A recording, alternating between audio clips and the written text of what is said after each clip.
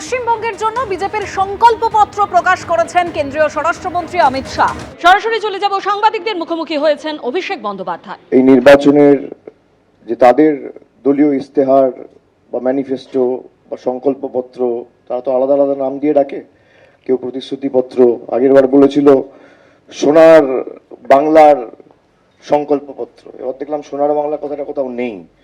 তার কারণ তারা হয়তো ধরে নিয়েছে যে বাংলা সোনার বাংলায় পরিণত হয়েছে। এতদিনে অনেকবার এসছে, তো অতীতেও অনেকবার আসার অভিজ্ঞতা হয়েছে বাংলায় গত 5 বছরে, বিশেষ করে গত 6 মাসে নির্বাচনের সময়। তো যাই হোক, তারা বেশ কিছু কথা বলেছেন এবং কিছু প্রতিশ্রুতি দিয়েছেন বাংলার মানুষের সামনে। সেখানে সংবাদ মাধ্যমের প্রতিনিধিরা যারা ছিলেন তারাও কিছু প্রশ্ন করার সুযোগ পেয়েছিলেন। কিন্তু আমি পয়েন্ট ধরে ধরে তারা যে 15টা প্রতিশ্রুতি দিয়েছে এবং এই বিধানসভা নির্বাচনকে কেন্দ্র করে তারা সেটা বলেছে ভরসার শপথ। আমি আশা করেছিলাম যে যেভাবে গত 6 মাস ধরে এসআইআর এর নামে নির্বাচন কমিশন এবং বিজেপি বাংলায় প্রহসন চালিয়েছে, স্বরাষ্ট্রমন্ত্রী এসে আগে বাংলার মানুষের কাছে ক্ষমা চাইবে, তারপর তার বক্তব্য শুরু করবে। তার কারণ উনি ক্রোনোলজির কথা বলেছিলেন, উনি ডিটেক্ট, ডিলিট, ডিপোর্টের কথা বলেছিলেন এবং এসআইআর হচ্ছে ডিটেক্ট করার প্রথম ধাপ। এটা তার কথা অনুযায়ী, আমার কথা নয়। এখনো পর্যন্ত যে নাম বাদ গেছে তালিকা থেকে, প্রথম যে তালিকা ফেব্রুয়ারি মাসে প্রকাশিত হয়েছিল সেখানে প্রায় 58 লক্ষ নাম বাদ গেছিল, পরবর্তীকালে 5.5-6 লক্ষ নাম বাদ গেছিল এবং আন্ডার অ্যাডজুডিকেশন তালিকায় অমীমাংসিত যে নামগুলো ছিল সেখান থেকে পরবর্তীকালে 27 লক্ষ নাম বাদ গেছিল। সব মিলিয়ে প্রায় 90 লক্ষের উপর নাম বাংলা থেকে এরা বাদ দিয়েছে। তার মধ্যে প্রায় 63% নাম হিন্দু বাঙালির, যারা আসামে এনআরসি করতে গিয়ে 19 লক্ষের মধ্যে 12 লক্ষ হিন্দু বাঙালিকে এনআরসির তালিকায় ইচ্ছাকৃতভাবে ডিপোর্টেশন ক্যাম্পে পাঠানোর জন্য, বাংলাদেশে পুশব্যাক করার জন্য টার্গেট করেছিল। বাঙালিদের উপর বিজেপির অত্যাচার তো নতুন কিছু নয়, আমরা গত 1 বছর ধরে দেখে আসছি। বিশেষ করে বিজেপি শাসিত রাজ্যগুলোতে বিভিন্নভাবে বিভিন্ন সময় কেউ বাংলায় কথা বললে, কেউ নিজের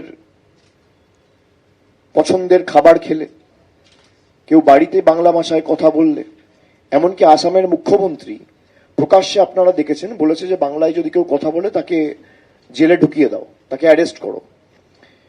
এবং যে নেতাগুলো বাঙালিদের বিরুদ্ধে এই কথাগুলো বলেছে বিগত দিনে, তাদের সবাইকেই প্রায় বিজেপি পুরস্কৃত করেছে। তাদের বিরুদ্ধে কোনো দলীয় স্তরে ব্যবস্থা বা কোনো রকম কোনো ব্যবস্থা বিজেপি নেয়নি। তো যেভাবে তারা বাংলাকে ছোট করেছে, আমি আশা করেছিলাম যে অন্তত পক্ষে কিছু বলার আগে বাংলার মানুষের কাছে তারা ক্ষমা চাইবে। সেটা না করে তিনি প্রকাশ্যেই আজকে কার্যত স্বীকার করেছেন যে বিজেপি যদি বাংলায় ক্ষমতায় আসে তাহলে বাংলা দিল্লি এবং গুজরাট থেকে পরিচালিত হবে। এটা আপনারা সবাই দেখেছেন, উনি নিজেই বলেছেন যে इससे বাংলাদেশ से चले, इससे अच्छा दिल्ली और गुजरात से चले। তার মানে কলকাতা বাংলাদেশে, উনি নিজেই তো বলেছেন এটা। বাংলাকে যদি বাংলাদেশের দৃষ্টিভঙ্গি দিকে কেউ দেখে, দেশের প্রধানমন্ত্রী দেখে, দেশের স্বরাষ্ট্রমন্ত্রী দেখে। এটা আমরা বিগত দিনে একাধিকবার বলেছি। বাংলাকে যদি বাংলাদেশ পরিচালিত করে তাহলে দিল্লিতে শেখ হাসিনা কি করছে? ওনার জবাব আছে? 1.5 বছর ধরে শেখ হাসিনাকে নরেন্দ্র মোদীর সরকার কি কারণে আশ্রয় দিয়েছে? কোন শিল্পপতিকে বাঁচানোর জন্য? শেখ হাসিনার স্ট্যাটাস কি? তিনি কি অনুপ্রবেশকারী না শরণার্থী? অমিত শাহ জবাব দিতে পারবেন? বাংলাদেশে হিন্দু সাধু সন্তদের উপর যখন অত্যাচার করা হয়েছিল, চিন্ময়ানন্দ প্রভুর উপর যখন অত্যাচার করা হয়েছিল, তখন অমিত শাহ সরকার কি ইতিবাচক পদক্ষেপ নিয়েছিল বা নরেন্দ্র মোদীর সরকার? আজকে তারা কার্যত স্বীকার করে নিয়েছে যে বাংলায় যদি কোনোদিন বিজেপি ক্ষমতায় আসে তাহলে দিল্লি এবং গুজরাট থেকে বাংলা পরিচালিত হবে। এটা আমরা বলছিলাম, আজকে বিজেপি এটা শিলমোহর দিয়ে দিয়েছে। যাই মুখ ফসকে সত্যি কথাটা মুখ থেকে বেরিয়ে গেছে। আমি প্রথমে এবার ধাপে ধাপে তারা যে প্রতিশ্রুতিগুলো দিয়েছে, প্রথমত তারা বলেছে যে জাতীয় নিরাপত্তা সুনিশ্চিত করতে অনুপ্রবেশের বিরুদ্ধে কঠোর ব্যবস্থা নেওয়া হবে। যে ক্যাসেট 10 বছর ধরে বাজিয়ে আসছে, একই ক্যাসেট আবার আজকে বাজিয়েছে। 5 বছর আগে একই কথা বলেছিল। আসামে 10 বছর বিজেপি সরকার, এখনো আজ থেকে 15 দিন আগে অমিত শাহ প্রচারে গিয়ে বলে এসছে, এক টার্ম और दे दीजिए परिंदा भी पैर नहीं मार पाएगा। তা আমার প্রশ্ন হচ্ছে, যদি অনুপ্রবেশ আপনারা আটকাতেই চান, তাহলে কাশ্মীরে পেহেলগামের দায়িত্বে কে ছিল? বিজেপি সেখানে জাতীয় নিরাপত্তা সুনিশ্চিত করতে ব্যর্থ হলো কেন? দিল্লি পুলিশ কার দখলে, কার নিয়ন্ত্রণে? দিল্লি পুলিশ সরাসরি কেন্দ্র সরকারের অধীনে, স্বরাষ্ট্র দপ্তরের অধীনে। সেখানে দেশের রাজধানীতে বিস্ফোরণ হচ্ছে, 10 জন নিরীহ মানুষ মারা যাচ্ছে। জঙ্গিরা ঢুকে দিনের আলোয় পেহেলগামে 27 জন নিরীহ দেশের নাগরিককে, একজন নেপালের নাগরিক সহ 26 জন ভারতীয়কে মেরে দিচ্ছে। এই ব্যর্থতা কার? তিনি বলেছেন, গত 15 বছরে তৃণমূল সরকারের দুর্নীতি এবং আইন শৃঙ্খলার অবক্ষয়ের খতিয়ান তুলে ধরতে একটি বিশেষ শ্বেতপত্র প্রকাশ করা হবে। যারা তৃণমূলের বিরুদ্ধে আঙ্গুল তোলে, আমার প্রশ্ন তাদেরকে যে আমি আজ থেকে 757 দিন আগে একটা টুইট করেছিলাম, প্রায় 2 বছর আগে, যে আপনারা কত টাকা, এই টুইটের কপি আমি আপনাদের দেখাচ্ছি, এটা অন রেকর্ড রয়েছে, এক্স হ্যান্ডেলে গেলে আপনারা পাবেন, যে এটা আমি করেছিলাম 14ই মার্চ 2024 সালে লোকসভা নির্বাচনের আগে, যে আপনারা গত 5 বছরে কত টাকা দিয়েছেন আবাস যোজনায় বা গ্রামীণ সড়ক যোজনায় বা 100 দিনের কাজে, এমজি নারেগায়, তার শ্বেতপত্রটা প্রকাশ করুন। 757 দিন পার, আজও শ্বেতপত্র প্রকাশ করতে পারেনি। তারা তৃণমূলের কার্যকলাপ নিয়ে প্রশ্ন তোলে। এখানে যারা হোয়াইট পেপারের কথা বলে, যারা দুর্নীতির শ্বেতপত্র প্রকাশ করবে বলে দাবি করেছে, সব থেকে দুর্নীতিগ্রস্ত এলিমেন্ট যারা, এবং খালি বাংলা নয়, দেশের বিভিন্ন প্রান্ত থেকে, যাদের উপর ভুরি ভুরি অভিযোগ, যাদেরকে ইডি সিবিআই ডেকে ঘন্টার পর ঘন্টা ডেকে জিজ্ঞাসাবাদ করেছে, পরের দিন বিজেপিতে গেছে, সব ধোয়া তুলসী পাতা হয়ে গেছে। হিমন্ত বিশ্ব শর্মা থেকে শুরু করে, শুভেন্দু অধিকারী থেকে শুরু করে, নারায়ণ রানে থেকে শুরু করে, অজিত পাওয়ার, সে হয়তো আজকে আমাদের মধ্যে নেই, কিন্তু তিনিও তো গেছেন বিজেপিতে। এরকম ভুরি ভুরি উদাহরণ, একের পর এক উদাহরণ আমাদের সকলের কাছে রয়েছে। যাদের বিরুদ্ধে আপনি বলছেন দুর্নীতির শ্বেতপত্র প্রকাশ করবেন, সব থেকে দুর্নীতিগ্রস্ত গুলো তো আপনার পাশে বসে আছে। কারোর বিরুদ্ধে 4টে 5টা 6টা করে ইডি সিবিআইয়ের মামলা। আপনি শ্বেতপত্র ছেড়ে দিন, যাদের বিরুদ্ধে জনসমক্ষে প্রুফ রয়েছে, আপনারা তাদেরকে নিয়ে দুর্নীতির বিরুদ্ধে লড়াই করবেন। শুভেন্দু অধিকারীকে নিয়ে, হিমন্ত বিশ্ব শর্মাকে নিয়ে, পেমা খান্ডুকে নিয়ে, যার বিরুদ্ধে সুপ্রিম কোর্ট অর্ডার দিয়েছে 1250 কোটি টাকার দুর্নীতি হয়েছে, বিজেপির মুখ্যমন্ত্রী নারায়ণ রানে, এদেরকে নিয়ে আপনারা দুর্নীতির বিরুদ্ধে লড়াই করবেন। এগুলো লোক হাসানো। তিনি এরপর বলেছেন, 3 নম্বরে, কাটমানি সংস্কৃতির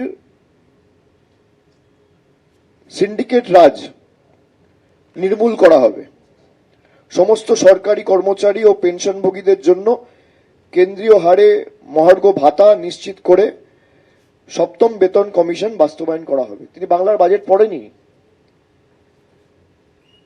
1946 সালে যখন প্রথম পে কমিশন বাস্তবায়িত করা হয়েছিল বাংলায়, তখন তার নাম হয়েছিল পে কমিটি। সেভাবে দেখতে গেলে 7 পে কমিশনই বাংলায় বাস্তবায়িত হয়েছে, কিন্তু অ্যাকচুয়াল যে ফার্স্ট পে কমিশন সেটাকে আমরা বলতাম ফার্স্ট পে কমিটি। কমিশনের জায়গায় কমিটি কথাটা ব্যবহার হতো, আর সেটা হয়েছিল 1959 সালে। আর এই বাজেটে 5 ফেব্রুয়ারি যে বাজেট বিধানসভায় পরিবেশন করা হয়েছে সেখানে 7 পে কমিশনের কথা স্পষ্টত লেখা রয়েছে। তিনি তো জানেনই না, আমাদের সরকার সে ঘোষণা অলরেডি করে দিয়েছে। তারপরে তিনি বলেছেন আগামী 5 বছর 1 কোটি মানুষের জন্য নতুন চাকরি ও স্বনির্ভর হওয়ার সুযোগ তারা তৈরি করবে এবং বেকার যুবক যুবতীদের জন্য কর্মসংস্থান সুনিশ্চিত না হওয়া পর্যন্ত প্রতি মাসে 3,000 টাকা আর্থিক সহায়তা প্রদান করা হবে। যারা 1 কোটি চাকরির কথা বলে, নরেন্দ্র মোদী ক্ষমতায় আসার পর থেকে বাংলা সহ ভারতবর্ষের বিভিন্ন প্রান্তে নির্বাচনের প্রাক্কালে প্রধানমন্ত্রী হওয়ার আগে সব জায়গায় ঢাকঢোল পিটিয়ে বলেছিল বছরে 2 কোটি বেকারের চাকরি হবে।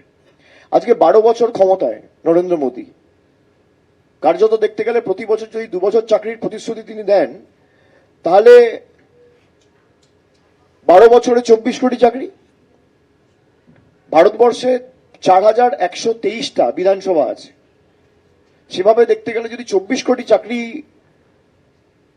হয়ে থাকে, যা তিনি বলেছেন যে প্রতি বছর আমি 2 কোটি করে বেকারের চাকরি দেবো, তাহলে 24 কোটি চাকরি যদি দেশে হয়, প্রত্যেকটা বিধানসভায় গড়ে 58,000 যুবক যুবতীর নতুন কর্মসংস্থান হওয়া উচিত। অমিত শাহ সারা বাংলা জুড়ে 5,000 লোক দেখাক, যাকে নরেন্দ্র মোদীর সরকার 5,000, আমি একটা বিধানসভার 58,000 বলছি না, সারা বাংলা জুড়ে 5,000 লোক দেখাক যাকে নরেন্দ্র মোদীর সরকার গত 12 বছর ক্ষমতায় থাকার পরে কোনো যুবক বা যুবতীর হাতে একটা কর্মসংস্থানের নিয়োগপত্র তাদের কেন্দ্রের সরকার তুলে দিয়েছে। যা প্রতিশ্রুতি দিয়েছে এই একই জিনিস দিল্লিতে বলেছিল, যুবক যুবতীদের হাতে আমরা 3,000 টাকা করে দেবো। আপনাদের অন্য জায়গায় সরকার আছে না? আসামে আছে না? আসামে দিন। ত্রিপুরায় আছে, পাশে বিহার, রাজস্থানে আছে, ইউপিতে আছে, ঝাড়খণ্ডে আছে, গুজরাটে আছে, ছত্তিশগড়ে আছে, অরুণাচলে আছে, একাধিক রাজ্যে এনডিএ সরকার। আপনারা করুন, করে দেখান, কেউ তো বারণ করছে না।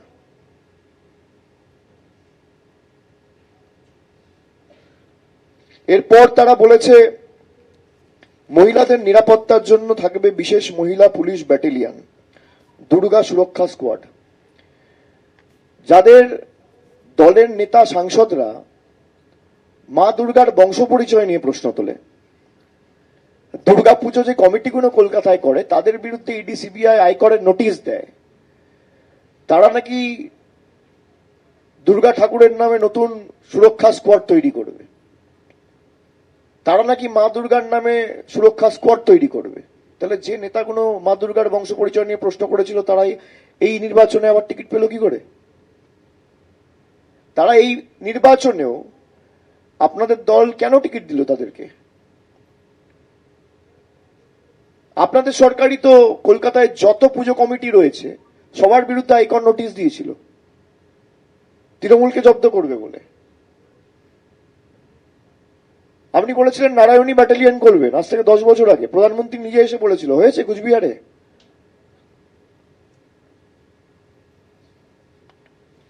এরপর তারা বলেছে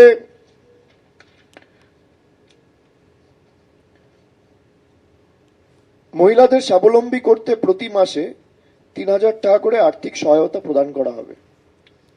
নতুন জুমলা। আমি একটা ছোট্ট ভিডিও খালি আপনাদের দেখাবো, ভিডিওটা চালাও। 8 मार्च अंतर्राष्ट्रीय महिला दिवस है। 8 मार्च तक दिल्ली की बहनों के खाते में 2,500 रुपया पहुंचना शुरू हो जाएगा। 2,500 रुपया पहुंचना शुरू हो जाएगा। हर महीना 2,500 मिल जाएगा और गैस चूल्हा मिल जाएगा फ्री में। ये हमें तो कुछ भी नहीं मिल रहा अभी तक। ওখানকার হিন্দু বিক্রি হয় না, এখানকার হিন্দুরা 500 টাকার লোভে ভোট দিচ্ছে অন্য জায়গায়। এখানকার অনেক জালি হিন্দু থাকে। পশ্চিমবাংলায় নিজেদের 500 টাকায় বিক্রি করে। এখনো লক্ষ্মীর ভান্ডার পাওয়া মায়েরা আছেন। আমি সেই সমস্ত পরিবারের স্বামীদেরকে বলছি, ওই মায়েদেরকে ঘরে বন্দি রেখে দেবেন। ভোটটা দিতে হবে পদ্ম ফুলে, জোড়া ফুলে নয়। এই লক্ষ্মীর ভান্ডার আর বেশি দিন চলবে না। লক্ষ্মী ভান্ডার বন্ধ, ভাতা বন্ধ। আপনারা যে ভিডিওটা দেখলেন সেখানে আপনারা দেখছেন দেশের প্রধানমন্ত্রী স্বয়ং দিল্লি বিধানসভা নির্বাচনের আগে 2025 সালের ফেব্রুয়ারি মাসে তিনি বলছেন যে আন্তর্জাতিক মহিলা দিবস অর্থাৎ 8ই মার্চ 2025 সালে দিল্লির যত মহিলা রয়েছে সবার ব্যাংক অ্যাকাউন্টে দিল্লির সরকার যদি বিজেপি ক্ষমতায় আসে তাহলে 8 তারিখে সবার অ্যাকাউন্টে 2500 টাকা করে যাবে। আজকে 2026 সালের এপ্রিল মাস, প্রায় 14 মাস হয়ে গেছে, একজন মহিলা 5 পয়সা পায়নি। এই হচ্ছে নরেন্দ্র মোদীর আসল চেহারা, এই হচ্ছে বিজেপির আসল চেহারা। এটা আমি বলছি না, নরেন্দ্র মোদীর প্রতিশ্রুতি। সেখানে অমিত শাহ এসে বলছে আপনাদের 3000 দেবো। আরে যেখানে আপনারা প্রতিশ্রুতি দিয়েছেন আগে তো সেটা বাস্তবায়িত করুন। আপনি মহারাষ্ট্রে বলেছিলেন যত মহিলা আছে সবাইকে আমরা 2000-2500 করে দেবো। সার্ভে সমীক্ষার নামে সমীক্ষা করতে গিয়ে 90 লক্ষ মহিলাকে বাদ দিয়ে দিয়েছেন। এগুলো তো পাবলিক ডোমেনে রয়েছে, জনসমক্ষে রয়েছে। আমাদের সরকার ভারতে একমাত্র রাজ্য সরকার যে বাংলার 2,42,00,000 মহিলাকে, পরিবারে একজন থাকলে একজন, 5 জন থাকলে 5 জন, 10 জন থাকলে 10 জন, নো কোয়েশ্চেন আস্কড, কোনো এলিজিবিলিটি ক্রাইটেরিয়া ছাড়া, কোনো প্রশ্ন ছাড়া সরাসরি মাসের 3 তারিখ 4 তারিখের মধ্যে তাদের ব্যাংক অ্যাকাউন্টে সাধারণ হলে মাসে 1500 আর তপশিলি জনজাতি হলে মাসে 1700 টাকা দিচ্ছে। আপনি একটা রাজ্যে করে দেখান, আমাদের চ্যালেঞ্জ। আমি তো কোনো সভা থেকে বলছি, আপনি করে দেখান। আপনি তো দিল্লিতে বলেছিলেন 2500 দেবো, তো দিল্লির মুখ্যমন্ত্রী তো এখানে এসে প্রচার করছে আর দিল্লির মহিলারা টাকা পাচ্ছে না। টাকা ছেড়ে দিন, তো বায়ু নিঃশ্বাস নিতে পারছে না।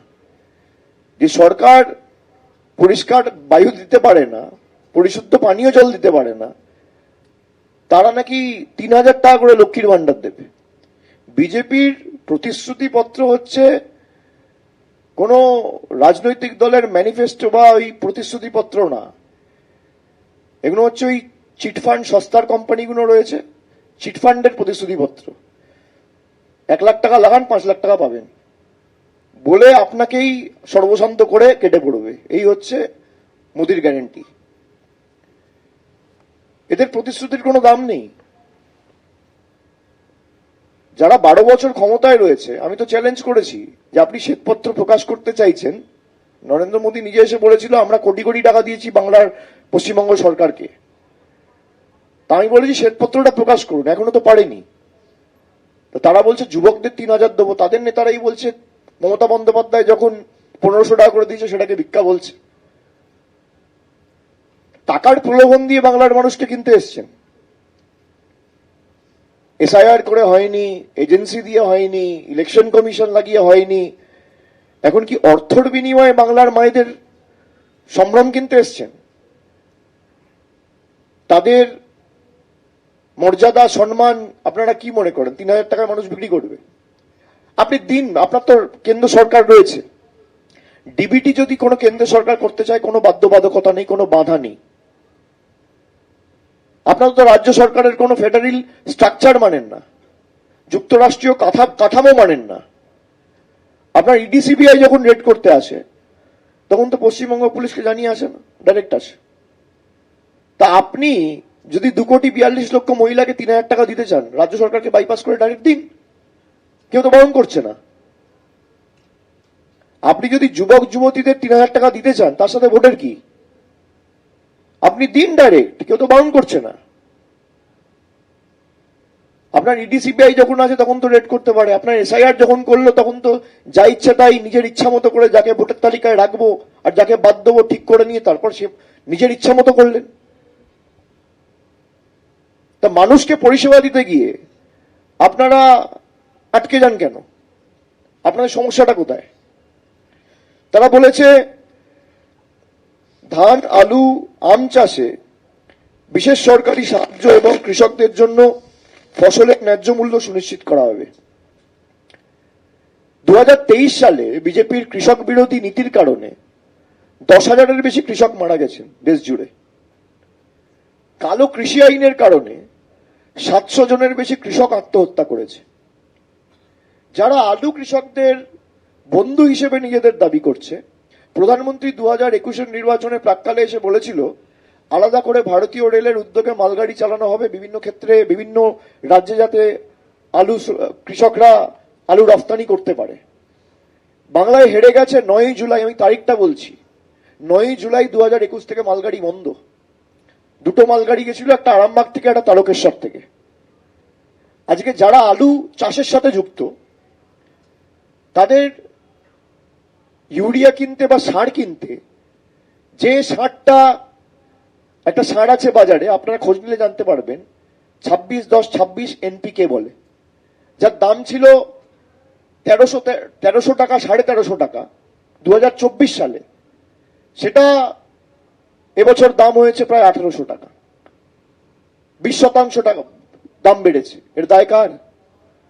সারের মূল্য কে নিয়ন্ত্রণ করে? রাজ্য সরকার না কেন্দ্র সরকার? ইউরিয়া পটাশের মূল্য কে নিয়ন্ত্রণ করে? রাজ্য সরকার না কেন্দ্র সরকার? আলুর একটা বস্তার দাম ছিল 9 টাকা, সেই বস্তা আজকে বাজারে ইউপি বিহারের এজেন্সিরা এসে কলকাতায় সহ বাংলার বিভিন্ন জায়গায় বিক্রি করছে 9 টাকার বস্তা 30 টাকা, কোথাও 40 টাকা, নাইলনের বস্তা। এর দায় কার? আপনারা যদি সত্যি আলু কৃষকদের জন্য সাহায্য করতে চান, তাদের সহযোগিতার হাত বাড়াতে চান, তাহলে 9 টাকার বস্তা কেন 30 টাকায় বিক্রি হয়? সারের দাম কেন 1800 টাকা হয়? রেল মন্ত্রক কেন মালগাড়ি বন্ধ করে দেয়?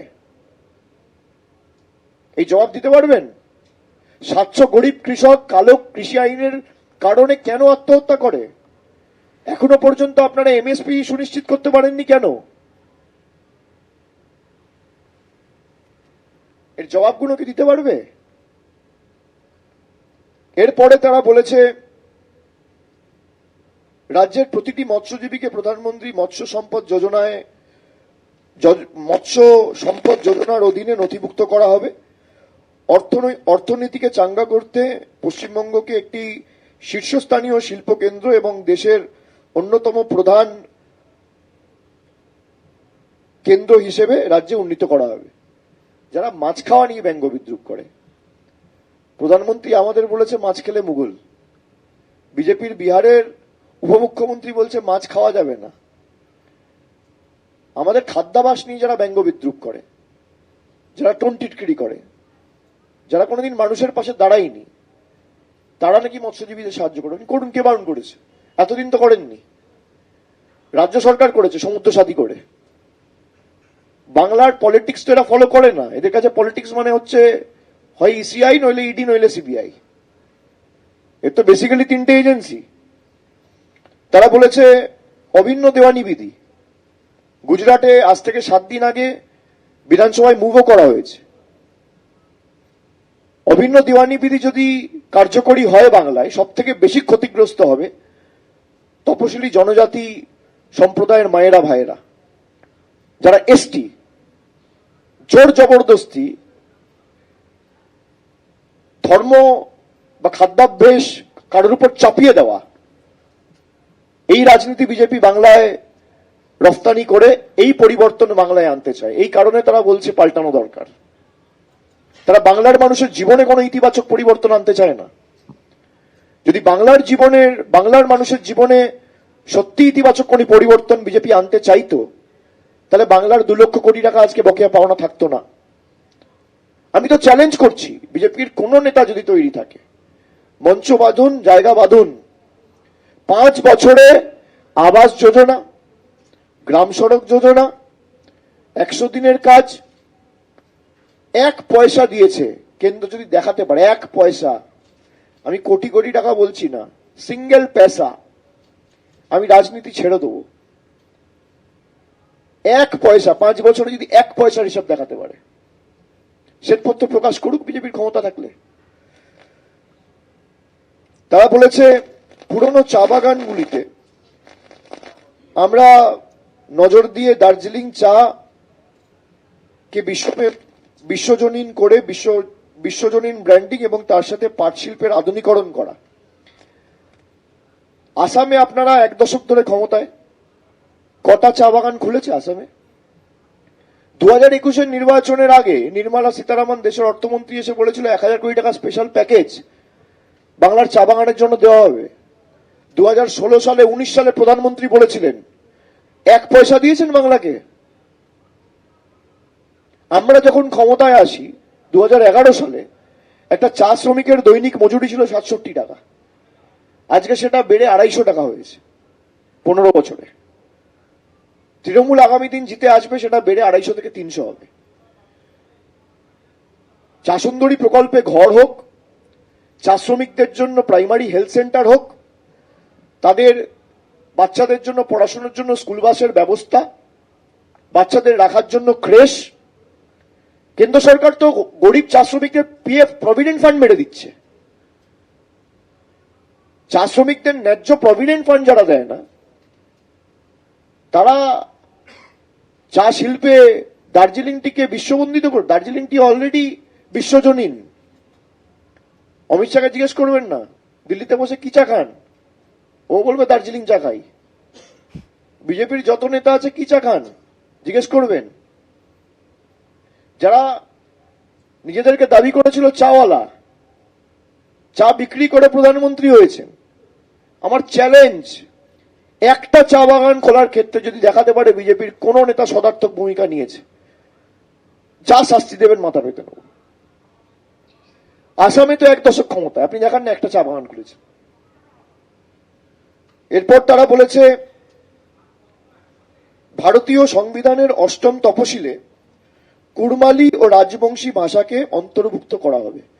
মানে কত বড় জালি সরকার! এখানে তো কেন্দ্র সরকার, রাজ্য সরকারের কোনো ভূমিকা নেই, এটা তো কেন্দ্র হাতে। আমি আপনাদের একটা চিঠি দেখাচ্ছি। 19 ফেব্রুয়ারি আমাদের রাজ্যের তরফ থেকে তদানীন্তন যিনি মুখ্য সচিব ছিলেন, তিনি একটা চিঠি ইউনিয়ন হোম সেক্রেটারিকে লিখেছিলেন 19 ফেব্রুয়ারি 2026, আজ থেকে 1.5 মাস আগে। সেখানে স্পষ্ট লেখা ছিল, proposal of inclusion of Rajbanshi and Kurmali language in the 8th schedule to the constitution of India. আমাদের রাজ্য সরকারের তরফ থেকে 8ম তফসিলে অন্তর্ভুক্ত করার জন্য রাজবংশী ভাষা এবং কুড়মালি ভাষাকে স্পষ্টত আজ থেকে 1.5 মাস আগে চিঠি দিয়েছে, এখনো পর্যন্ত বিজেপি সরকার করেনি। এই হচ্ছে বিজেপির দ্বিচারিতা। আমি চিঠির কপি আপনাদের কাছে তুলে ধরছি। এদের পুরোটাই জুমলা। তারা দুর্নীতিতে নাকি তৃণমূলের বিরুদ্ধে হোয়াইট পেপার প্রকাশ করবে। এই দেখুন, সব থেকে বড় কোল মাফিয়া অমিত শাহকে ফুল দিচ্ছে, তার নাম জয়দেব খান। সব থেকে বড় কোল মাফিয়া আসানসোলের। ধোয়া তুলসী পাতা, ওয়াশিং মেশিন, এটা জিজ্ঞেস করবেন ক পয়সা নিয়েছেন আর কবার একে ইডি সিবিআই ডেকেছে। বিজেপির দুর্নীতির বিরুদ্ধে লড়াইয়ের নিদর্শন। অমিত শাহকে টার্মেকে দাঁড়িয়ে স্পেশাল পারমিশন করে ফ্লাইট থেকে নামার পর রিসিভ করছে কে? জয়দেব খাঁ, প্রহ্লাদ যোশী। জয়দেব খাঁ বিজেপি দুর্নীতির বিরুদ্ধে লড়াই করবে, এই হচ্ছে তার নিদর্শন। আমি তো ছবি দেখাচ্ছি। বাংলার মানুষকে যারা বোকা বানাতে এসছে, লেজে গোবরে হবে আগামী দিন, তৈরি থাকুক। তারা বলেছে আয়ুষ্মান ভারত যোজনায় বাস্তবায়নের ক্ষেত্রে সমস্ত কেন্দ্রীয় সরকারি প্রকল্প চালু করা হবে। মহিলাদের জন্য বিনামূল্যে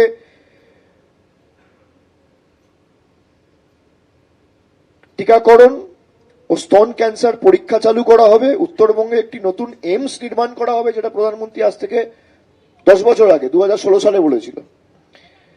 এবং আয়ুষ্মান ভারত চালু করা হবে। আয়ুষ্মান ভারতের বেসিক কিছু ক্রাইটেরিয়া আছে, এগুলো আমাদের সকলের জানা উচিত। আমরা আয়ুষ্মান ভারত করতে দিইনি। আমি একদম স্পষ্টত আপনাদের বলছি, করতে দেয়নি আমাদের সরকার। তার কারণ, যদি আয়ুষ্মান ভারত বাংলায় হতো, বাংলার 10 কোটি মানুষের জায়গায় খালি সুযোগ সুবিধাটা পেত 80 থেকে 90 লক্ষ মানুষ। যাদের পাকা বাড়ি আছে, আয়ুষ্মান ভারতের ক্রাইটেরিয়া হচ্ছে, আপনার যদি পাকা বাড়ি থাকে, আপনি কোনো হেলথ ইন্স্যুরেন্সের কোনো সুযোগ সুবিধা পাবেন না। আপনার বাড়িতে যদি 2 হুইলার থাকে, মোবাইল স্মার্টফোন থাকে, বাড়িতে টিভি থাকে, আপনি বাড়িতে একটা পাকা দেওয়াল থাকে, আপনি সুযোগ সুবিধা পাবেন না। এলিজিবিলিটি ক্রাইটেরিয়া মেনটেন করতে গিয়ে 90% লোক বাদ পড়ে যেত। এই জন্য আমরা আয়ুষ্মান ভারত হতে দিইনি। স্বাস্থ্য সাথীর কোনো এলিজিবিলিটি ক্রাইটেরিয়া নেই। 8 থেকে 80, ছোট থেকে বড়, প্রবীণ নবীন, এসসি এসটি, জেনারেল, ওবিসি সবাই পাচ্ছে। কোনো বৈষম্য নেই, কোনো বিভাজন নেই। আপনার বাড়ি না থাকলে আপনি পরিষেবা পাবেন। কারোর বাড়িতে একটা পাকা দেওয়াল থাকলে সে আয়ুষ্মান ভারতের পরিষেবা পাবে না। স্কুটার থাকলে, মোটরসাইকেল থাকলে আয়ুষ্মান ভারত পাবেন না। তাহলে আয়ুষ্মান ভারত আমরা কেন করতে দেবো? আর আয়ুষ্মান ভারতের দুর্নীতি তো আপনারা দেখেছেন। এক একটা অ্যাকাউন্টের সাথে 7টা-8টা করে প্যান কার্ড যুক্ত ছিল। এমন এমন লোকেদের পেমেন্ট হয়েছে যারা 5 বছর 7 বছর আগে মরে গেছে। বুড়ি বুড়ি উদাহরণ, হরিয়ানা থেকে, রাজস্থান থেকে এসছে, জনসমক্ষে রয়েছে। এরপর তারা বলেছে একটি বিশেষ বন্দে মাতরম সংগ্রহশালা তৈরি করা হবে, আর ধর্মাচরণের স্বাধীনতা নিশ্চিত করতে আইন বলবৎ করা হবে। তার মানে এখানে মানুষ নিজের ধর্ম পালন করতে পারে না, ওই একই ক্যাসেট। যদি তাই না হয় তাহলে অমিত শাহ এখানে দুর্গাপুজো উদ্বোধন করতে আসে কিভাবে? তিনি তো 24-এ দুর্গাপুজো উদ্বোধন করেছেন, 25-এ করেছেন। পুজোটা উদ্বোধন হচ্ছে কিভাবে? আপনি উত্তর ভারতের কালচার বাংলার উপর চাপাতে চাইছেন। বিজেপি যদি বাংলায় আসে, বিজেপি দুর্গাপুজো বন্ধ করে 10 দিন রামনবমী করবে। বিজেপির কাছে ধর্মাচরণ মানে হচ্ছে রামের নামে অস্ত্রের ঝঞ্ঝনানি। আমাদের কাছে ধর্মাচরণ মানে হচ্ছে জাতি দলমত নির্বিশেষে উৎসবের আনন্দ ভাগ করে নেওয়া, সাম্প্রদায়িক সম্প্রীতি বজায় রাখা। অস্ত্র নিয়ে, দাঁ, কোদাল, তরোয়াল, পিস্তল নিয়ে, ডিজে বাজিয়ে জল্লাদদের মতো নৃত্য করা বাংলার সভ্যতা সংস্কৃতি নয়। তারা বাংলার মাটি চেনে না। যারা এসব ভাষণবাজি করছে তো স্বীকারই করে দিয়েছে গুজরাট থেকে, দিল্লি থেকে চলবে। 12 বছর আপনি ক্ষমতায়, আপনি আপনার রিপোর্ট কার্ডটা দিয়ে বলুন আপনি কটা মানুষের হাতে কর্মসংস্থানের নিয়োগপত্র তুলেছেন, কটা মানুষকে বাড়ি দিয়েছেন। আপনি শ্বেতপত্র প্রকাশ করুন না, কে বারণ করেছে? জয়দেব খা আপনাকে রিসিভ করছে, সব থেকে বড় কয়লা মাফিয়া, আর আপনি দুর্নীতির বিরুদ্ধে লড়াই করবেন। এই তো আপনার আসল চেহারা। প্রধানমন্ত্রী বলছে 2,500 টাকা দেবো, 1 পয়সাও পাইনি, 14 মাস পার। আর আপনি প্রতিশ্রুতি দিচ্ছেন প্রত্যেক মায়েদের আর যুবক যুবতীদের আমরা 3,000 টাকা করে দেবো। আপনি দিন। আমরা কথা দিয়েছি 1 মাসের মধ্যে যুবসাথী প্রকল্পের টাকা সবাই পেয়ে গেছে। মার্চেও পেয়েছে, এপ্রিলেও পাবে, মেতেও পাবে, জুনেও পাবে। মানুষকে পরিষেবা দেওয়া আমাদের কাছে নির্বাচনী প্রতিশ্রুতি হতে পারে না। আমরা নির্বাচনী প্রতিশ্রুতি কথা বলেছিলাম 2021 সালের নির্বাচনের প্রাক্কালে যে পরিবারের একজন মহিলাকে লক্ষ্মীর ভান্ডার দেওয়া হবে। তৃণমূল ক্ষমতায় আসার পর পরিবারের সকলকে দিয়েছে। আমরা নির্বাচনের জন্য অপেক্ষা করিনি। আপনারা নির্বাচনের জন্য অপেক্ষা করেন, আর জিতে যাদের ভোটে জিতেছেন তাদের অধিকার আপনারা কেড়ে নেন। মানুষকে ভোট দিতে দিচ্ছেন না, তাকে আপনি টাকা দেবেন। মানুষের জলের প্রকল্পের টাকা আপনারা বন্ধ করে দিচ্ছেন, মাথার ছাদ বন্ধ করে দিচ্ছেন, বেসিক গ্রামীণ রাস্তা বন্ধ করে দিচ্ছেন, সর্বশিক্ষা মিশনের টাকা বন্ধ করে দিচ্ছেন। আপনারা লক্ষ্মীর ভান্ডার দেবেন, যুবসাথী দেবেন, 3,000 টাকা দিন। আপনি আজকের আমার এই সাংবাদিক বৈঠকের পর আপনি যদি সত্যিই মানুষের ভালো চান তাহলে আপনি বলুন আমরা যাই ফল করি বাংলার বিধানসভা নির্বাচনে, বিজেপি জিতুক বা বিজেপি হারুক, বাংলার প্রত্যেকটা যুবক যুবতীকে বিজেপি 3,000 টাকা দেবে। আপনার দেওয়ার জায়গাও রয়েছে, আপনি কেন্দ্রের সরকারের দায়িত্বে রয়েছেন 29 অব্দি। আপনি বলুন প্রত্যেক মহিলাকে আমরা ডিবিটি করে 3,000 টাকা দেবো। আমি আজকে যা যা বলেছি আমি ক্ষমা চেয়ে নেব।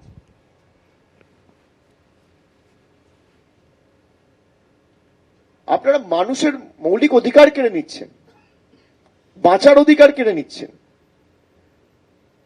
যে শপথগুলো দিয়েছে বা যে প্রতিশ্রুতিগুলো দিয়েছে, একটা প্রতিশ্রুতিও আপনারা বিধানসভা ধরে ধরে দেখুন না, হরিয়ানা যে প্রতিশ্রুতিগুলো দিয়েছে বাস্তবায়িত হয়েছে? মহারাষ্ট্রে যেগুলো দিয়েছে বাস্তবায়িত হয়েছে? আসামে যেগুলো দিয়েছে একটাও বাস্তবায়িত হয়েছে? প্রধানমন্ত্রী বলেছিল আমাকে 50 দিন দিন, আমি কালো টাকা ধ্বংস করবো। আজ কালো টাকা ধ্বংস হয়েছে? জিএসটি করে দেশের অর্থনীতি প্রায় রসাতলে পৌঁছে দিয়েছে। কি করেছে এরা? যারা মানুষের মৌলিক অধিকার কেড়ে নেয় তাদের কাছে এসব কথা মানায় না। এইটুকুই আমার বলার ছিল। এবিপি আনন্দ, এগিয়ে থাকে, এগিয়ে রাখে।